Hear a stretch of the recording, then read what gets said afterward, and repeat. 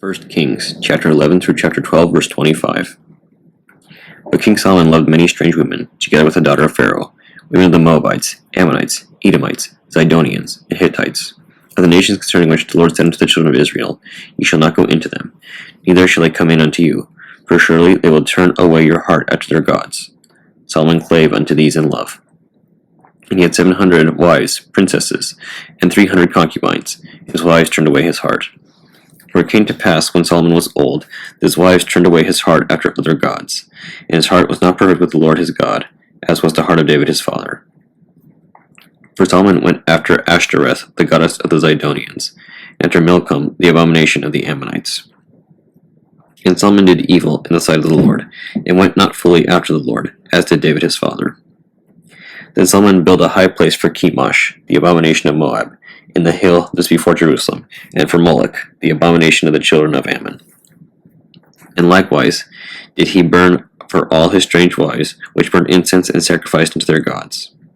And the Lord was angry with Solomon, because his heart was turned from the Lord God of Israel, which had appeared unto him twice.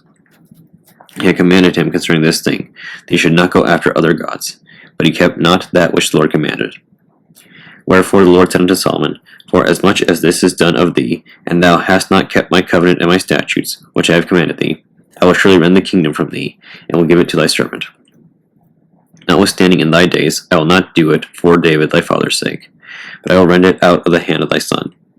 Howbeit I will not rend away all the kingdom, but will give one tribe to thy son for David my servant's sake, and for Jerusalem's sake which I have chosen. And the Lord stirred up an adversary unto Solomon, Hadad the Edomite, and he was of the king's seed in Edom.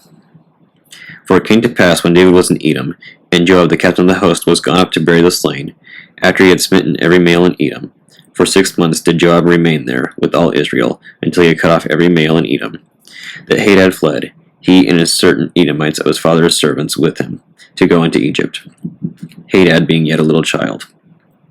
And they arose out of Midian, and came to Paran. And they took men with them out of Paran, and they came to Egypt, unto Pharaoh, king of Egypt, which gave him a house, and appointed him victuals, and gave him land. And Hadad found great favor in the sight of Pharaoh, so that he gave him to wife the sister of his own wife, the sister of Tahpenes, the queen. And the sister of Tahpenes bare him Genubath, his son, whom Tahpenes weaned in Pharaoh's house. And Genubath was in Pharaoh's household among the sons of Pharaoh.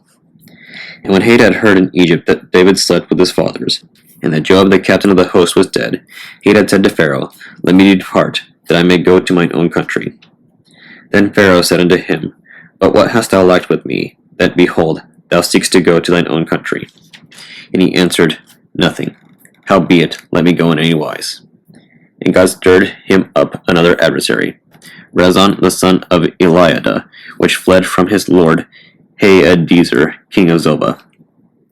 And he gathered men unto him, and became captain over a band, when David slew them of Zobah. And they went to Damascus, and dwelt therein, and reigned in Damascus.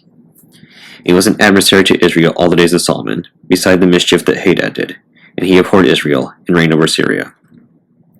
And Jeroboam, the son of Nebat, an Ephrathite of Zereda, Solomon's servant, whose mother's name was Zeruiah, a widow woman, even he lifted up his hand against the king.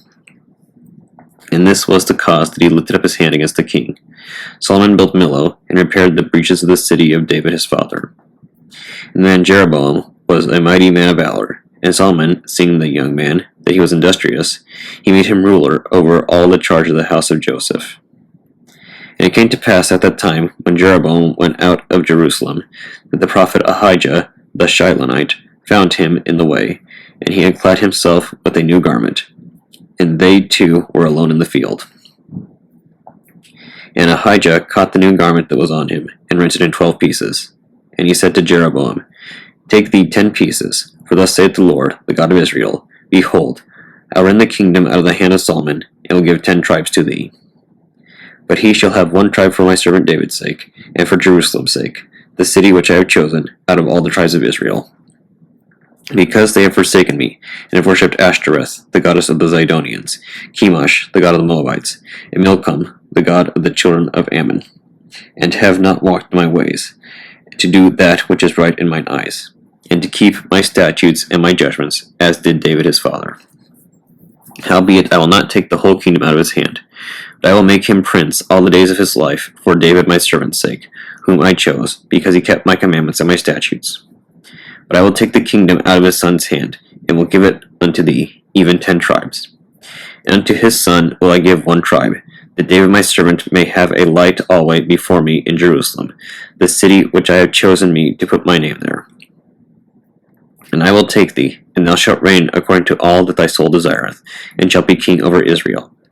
And it shall be, if thou wilt hearken unto all that I command thee, and wilt walk in my ways, and do that is right in my sight, to keep my statutes and my commandments, as David my servant did, that I will be with thee, and build thee a sure house, as I built for David, and will give Israel unto thee.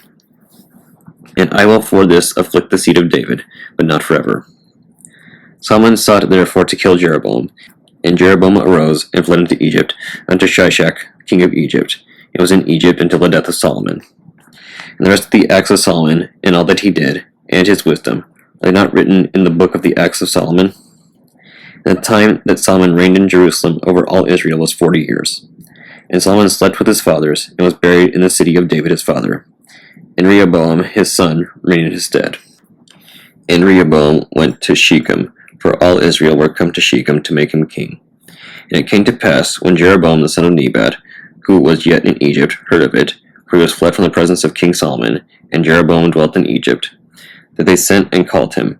And Jeroboam and all the congregation of Israel came, and spake unto Rehoboam, saying, Thy father made our yoke grievous. Now therefore, make thou the grievous service of thy father, and his heavy yoke, which he put on us, lighter, and we will serve thee. And he said to them, Depart yet for 3 days, then come again to me. And the people departed. And King Rehoboam consulted with the old men that stood before Solomon his father while he yet lived, and said, How do ye advise that I may answer this people? They spake unto him, saying, If thou wilt be a servant unto this people this day, and wilt serve them, and answer them, and speak good words to them, then they will be thy servants forever. But he forsook the counsel of the old men, which they had given him, and consulted with the young men that were grown up with him, and which stood before him. He said to them, What counsel give ye, that we may answer this people, who has spoken to me, saying, Make the yoke which thy father did put upon us lighter? And the young men that were grown up with him spake unto him, saying, Thus shalt thou speak unto this people that spake unto thee, saying, Thy father made our yoke heavy, but make thou it lighter unto us. Thus shalt thou say unto them, My little finger shall be thicker than my father's loins. And now, whereas my father did lade you with a heavy yoke, I will add to your yoke. My father hath chastised you with whips, but I will chastise you with scorpions. So Jeroboam and all the people came to Rehoboam on the 3rd day, as the king had appointed, saying, Come to me again the 3rd day. And the king answered the people roughly, and forsook the old men's counsel that they gave him, and spake to them after the counsel of the young men, saying, My father made your yoke heavy, and I will add to your yoke. My father also chastised you with whips, but I will chastise you with scorpions. Wherefore the king hearkened not unto the people, for the cause was from the Lord, that he might perform his saying, which the Lord spake by Ahijah the Shilonite, unto Jeroboam the son of Nebat. So when all Israel saw that the king hearkened not unto them, the people answered the king, saying, What portion have we in David? Neither have we inheritance in the son of Jesse. To your tents, O Israel. Now see to thine own house, David. So Israel departed unto their tents. But as for the children of Israel, which dwelt in the cities of Judah, Rehoboam reigned over them. Then King Rehoboam sent Adoram, who was over the tribute, and all Israel stoned him with stones, that he died. Therefore King Rehoboam made speed to get him up to his chariot to flee Jerusalem. So Israel rebelled against the house of David unto this day. And it came to pass, when all Israel heard that Jeroboam was come again, that they sent and called him unto the congregation, and made him king over all Israel. There was none that followed the house of David, but the tribe of Judah only. And when Rehoboam was come to Jerusalem, he assembled all the house of Judah with the tribe of Benjamin, 180,000 chosen men, which were warriors, to fight against the house of Israel, to bring the kingdom again to Rehoboam the son of Solomon. But the word of the God came to Shemaiah, the man of God, saying, Speak unto Rehoboam the son of Solomon, king of Judah, and unto all the house of Judah and Benjamin, and to the remnant of the people, saying, Thus saith the Lord, Ye shall not go up, nor fight against your brethren the children of Israel. Return every man to his house, for this thing is from me. They hearkened therefore to the word of the Lord, and returned to depart according to the word of the Lord. Then Jeroboam built Shechem in Mount Ephraim, and dwelt therein, and went out from thence, and built Penuel. Psalm 119, verses 145 through 160. Koph. I cried with my whole heart, Hear me, O Lord, I will keep thy statutes. I cried unto thee, Save me, and I shall keep thy testimonies. I prevented the dawning of the morning, and cried, I hoped in thy word. Mine eyes prevented the night watches, that I might meditate in thy word. Hear my voice according unto thy loving kindness. O Lord, quicken me according to thy judgment.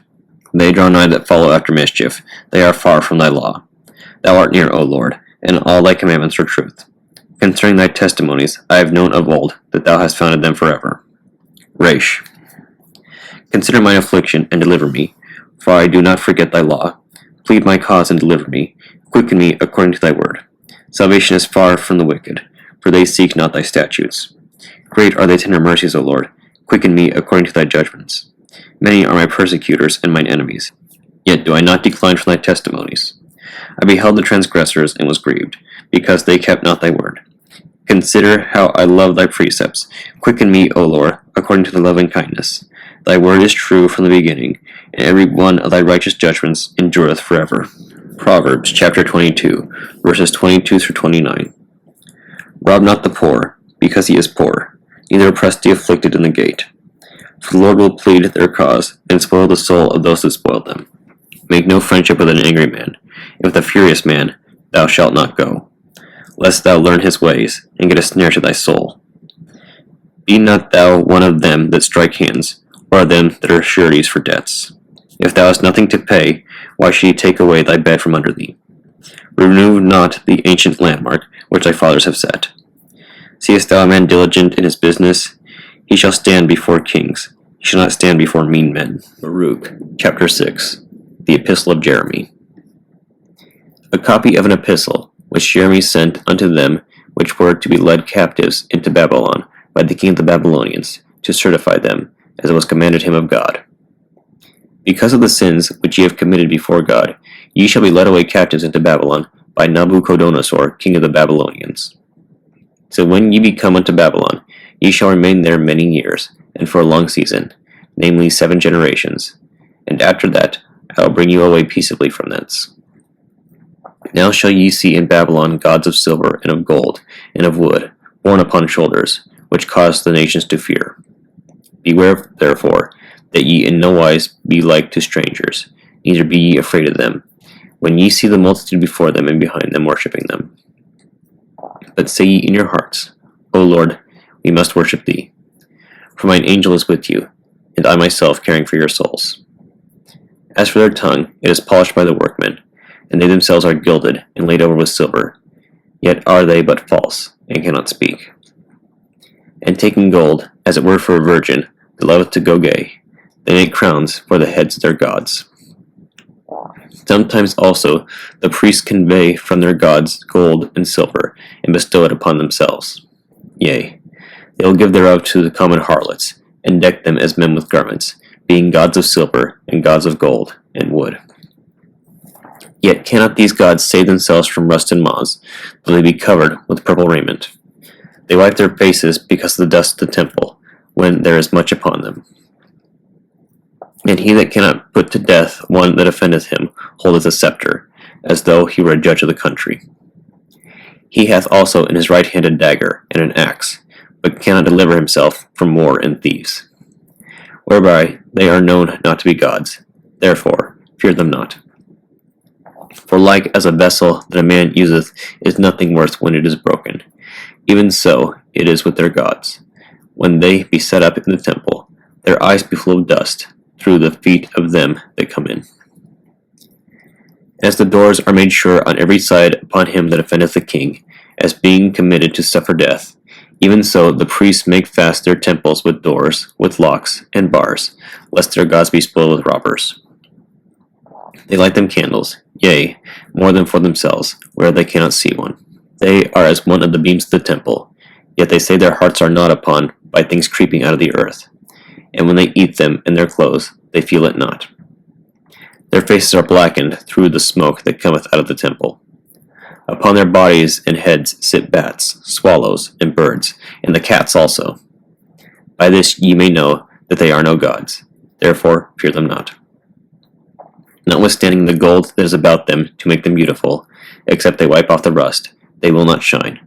For neither when they were molten did they feel it. The things wherein there is no breath are bought for a most high price. They are borne upon shoulders, having no feet, whereby they declare unto men that they be nothing worth. They also that serve them are ashamed, for if they fall to the ground at any time, they cannot rise up again of themselves. Neither, if one set them upright, can they move of themselves. Neither, if they be bowed down, can they make themselves straight.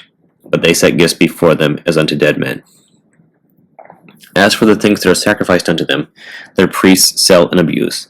In like manner, their wives lay up part thereof in salt. But unto the poor and impotent they give nothing of it. Menstruous women and women in childbed eat their sacrifices. By these things ye may know that they are no gods. Fear them not. For how can they be called gods? Because women set meat before the gods of silver, gold, and wood. And the priests sit in their temples, having their clothes rent, and their heads and beards shaven, and nothing upon their heads. They roar and cry before their gods, as men do at the feast when one is dead. The priests also take off their garments, and clothe their wives and children. Whether it be evil that one doeth unto them, or good, they are not able to recompense it. They can neither set up a king, nor put him down. In like manner, they can neither give riches nor money.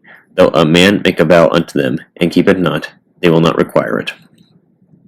They can save no man from death, neither deliver the weak from the mighty. They cannot restore a blind man to his sight, nor help any man in his distress. They can show no mercy to the widow, nor do good to the fatherless.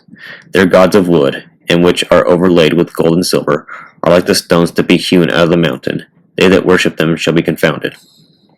How should a man then think and say that they are gods, when even the Chaldeans themselves dishonor them? Who, if they shall see one dumb that cannot speak, they bring him, and entreat Bel that he may speak, as though he were able to understand. Yet they cannot understand this themselves, and lead them, for they have no knowledge. The women also with cords about them, sitting in the ways, burn brand for perfume. But if any of them, drawn by some that passeth by, lie with him, she reproacheth her fellow, that she was not thought as worthy as herself, nor her cord broken. Whatsoever is done among them is false. How may it then be thought or said that they are gods? They are made of carpenters and goldsmiths. They can be nothing else than the workmen will have them to be. And they themselves that made them can never continue long. How should then the things that are made of them be gods? For they left lies and reproaches to them that come after. For when there cometh any war or plague upon them, the priests consult with themselves, where they may be hidden with them. How then cannot men perceive that they be no gods, which can neither save themselves from war nor from plague? For seeing they be but of wood, and overlaid with gold and silver, it shall be known hereafter that they are false. And it shall manifestly appear to all nations and kings that they are no gods, but the works of men's hands, and that there is no work of God in them. Who then may not know that they are gods? For neither can they set up a king in the land, nor give reign unto men. Neither can they judge their own cause, nor redress a wrong, being unable, for they are as crows between heaven and earth. Whereupon, when fire falleth upon the house of gods of wood, or laid over with gold or silver, their priests will flee away and escape, but they themselves shall be burned asunder like beams. Moreover, they cannot withstand any king or enemies. How can it then be thought or said that they be gods? Neither are those gods of wood, laid over with silver or gold, able to escape either from thieves or robbers, whose gold and silver and garments wherewith they are clothed, that they are strong do take, and go away withal. Neither are they able to help themselves. Therefore it is better to be a king that showeth his power, or else a profitable vessel in a house, which the owner shall have use of, than such false gods, or to be a door in a house, to keep such things safe as be therein, than such false gods, or a pillar of wood in a palace, than such false gods. For sun, moon, and stars being bright, and sent to do their offices, are obedient. In like manner, the lightning, when it breaketh forth, is easy to be seen, and after the same manner the wind bloweth in every country. And when God commandeth the clouds to go over the whole world, they do as they are bidden. And the fire sent from above to consume hills and woods doeth as it is commanded. But these are like unto them, neither in show nor power. Wherefore it is neither to be supposed nor said that they are gods, seeing they are able neither to judge causes, nor to do good unto men. Knowing therefore that they are no gods, fear them not. For they can neither curse nor bless kings, neither can they show signs in the heavens among the heathen, nor shine as the sun, nor give light as the moon. The beasts are better than they, for they can get under a covert and help themselves. It is then by no means manifest unto us that they are gods, therefore fear them not. For as a scarecrow in a garden of cucumbers keepeth nothing, so are their gods of wood, and laid over with silver and gold. And likewise their gods of wood, laid over with silver and gold, are like to a white thorn in an orchard, that every bird sitteth upon, as also to a dead body, that is cast into the dark. And ye shall know them to be no gods by the bright purple that broughteth upon them. And they themselves afterward shall be eaten, and shall be a reproach in the country. Better therefore is the just man that hath none idols, for he shall be far from reproach.